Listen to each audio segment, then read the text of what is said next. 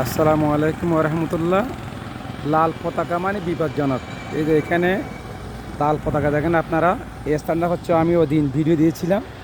এই যে মদনাঘাট ব্রিজে উত্তর পাশ থেকে দক্ষিণ পাশে যাওয়ার সময়, অর্থাৎ রাউজান থেকে হাটাজারি যাওয়ার সময় এই যে মদনাঘাট ব্রিজ পাশে যে আপনার হালদা নদী পাশে দেখেন এই যে রাস্তাটা দশে গিয়েছিল, এটা মোটামুটি চলার উপযোগী। তবু লাল পতাকা দিয়ে রাখছে যাতে গাড়ি আস্তে আস্তে চালায়, যাতে দ্রুত না চলে, গতি পথ ব্যাগ যাতে আস্তে আস্তে হয়, এই জন্য ওরা লাল লাল পতাকা দিয়েছে। রাস্তাটা মোটামুটি চলার উপযোগী হয়ে গেছে।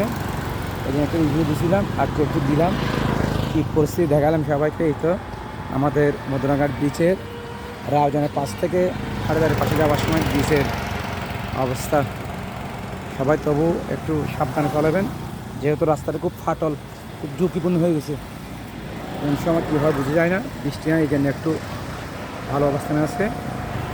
যখন বৃষ্টি হয় তখন পরিস্থিতি খারাপ হয়ে যায়। ধন্যবাদ সবাইকে।